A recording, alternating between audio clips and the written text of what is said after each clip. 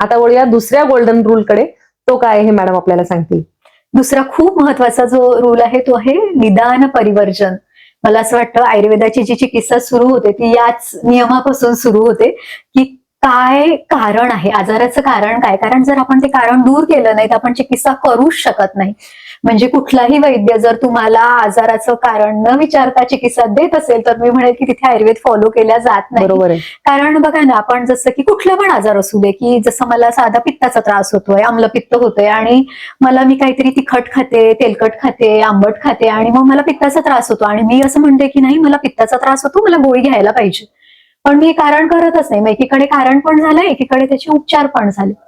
लहान मुलांमध्ये तर ही गोष्ट खूप मला जाणवते की जसं आपण प्रेमाने लहान मुलांना दूध पाजणार, दुधाचे पदार्थ देणार, चीज, पनीर सगळ्याचा अगदी भडीमार असतो. फळं आपण देतो, ज्युसेस देतो आणि मग मुलाची कफाची प्रकृती असते, म्हणजे जी अवस्था आहे हीच मुळात कफप्रधान अवस्था आहे. म्हणजे मुलाची स्वतःची प्रकृती जरी वेगळी असली तरी अवस्थेनुसार कफप्रधान काळ आहे.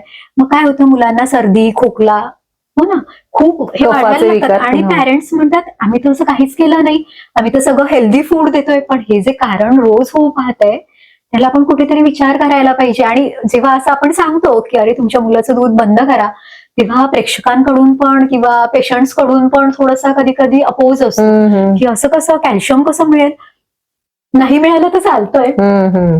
असं पण नाही की दुधातूनच कॅल्शियम जाते, पण जर कारण होतच राहिलं आणि आपण इकडे आजाराचं आपण काही चिकित्सा करत राहिलो तर मला असं वाटतं त्याची चिकित्सा होऊ शकत नाही. अशा अनेक गोष्टी आहेत, अनेक गोष्टी आपण ज्या प्रॅक्टिसमध्ये रेग्युलरली बघतो आणि म्हणून त्याची हिस्ट्री घेणं, त्याच्या आजाराचं कारण समजावून घेणं खूप आवश्यक आहे.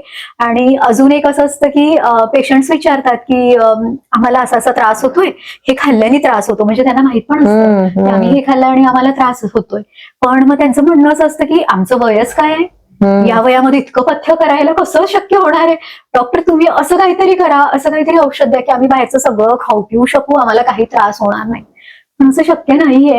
आणि जर तुम्ही थोडंसं हे पथ्य पाळलं, तुम्हाला थोडंसं एक स्वतःला ऍडजस्ट होऊ दिलं, आजाराला ठीक होऊ दिलं आणि कधी कधी तुम्ही खाल्लं पण नंतर थोडंसं त्याचा विचार करून, डायजेशनचा विचार करून जर खाल्लं तर मला असं वाटतं ते सहन होऊ शकतं कधी कधी. असं नाही की तुम्हाला कम्प्लिटली बंद करायला पाहिजे, पण निदान सुरुवातीला तरी हा त्रास कमी होईपर्यंत नक्की बंद करा. आणि मग तुम्ही अगदी छोटे छोटे औषधं जरी घेतली किंवा नाही पण घेतले तरी सुद्धा आरोग्य चांगलं राहील. आणि नंतर जर तुमचं खूप छान आहे, डायजेशन खूप स्ट्रॉंग आहे, तुम्ही खाल्लं पण काही गोष्टी, शरीर पण साथ देईल. काही लोक असे असतात की आम्ही सगळी दिनचर्या फॉलो करतो, खाण्यापिण्याचे नियम पाळतो, सगळं सगळं पाळतो, मग आजार का आहे. तर हे दिलेलं आहे की चिंता, भय, शोक, क्रोध हे जर मानस विकार असतील तर तुम्ही सगळं केलेलं त्याला अर्थ नाहीये. म्हणजे आहे, पण हे खूप महत्वाचं आहे. आणि इव्हन IBS सारख्या पेशंट्स मध्ये किंवा स्किन डिसिजेस मध्ये खूप महत्वाचं कारण ठरतं. कारण आपण सगळं करत असतो पण या विषयावर आपण काम नाही करत, की सतत एक काहीतरी त्याचाच विचार किंवा हे आपला हा पुढचा पण अजून एक रूल मध्ये पण हे येणार आहे. शिवाय की जसं आपण मागच्या आपल्या व्हिडिओमध्ये बघितलं की स्प्राउट्स आहे, कच्चं खाणं आहे आणि त्यांनी जो वात बिघडतोय किंवा त्याचा जो गुण आहे की तो वाताला प्रकुपित करण्याचा, आणि मग आपण म्हणू की आमचं पोट नेहमी फुगलेलं असतं, खूप ब्लोटिंग असतं, पण आपण इकडे खाणं कमी नाही करत, उलट कॉन्स्टिपेशन आहे म्हणून अजून फायबर्स, अजून पाणी प्या. बरोबर आहे, हो ना. आणि तेल तूप पचत नाही म्हणून ते बंद करा. म्हणजे शरीरामध्ये इतक्या मार्गाने आपण इतका कोरडेपणा आणत आहे.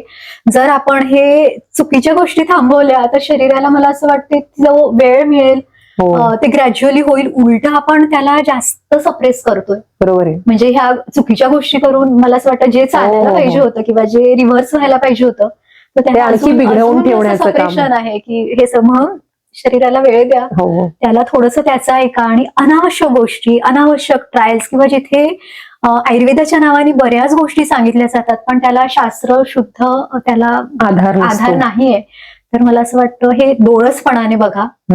आमचा उद्देश काही फक्त चॅनलला प्रमोट करणं किंवा व्हिडिओज नाहीये, तर खरं आयुर्वेदाचं ज्ञान तुमच्यापर्यंत पोहोचवणं आणि तुम्ही जास्तीत जास्त त्याचा चांगला फायदा घेणं हे आहे.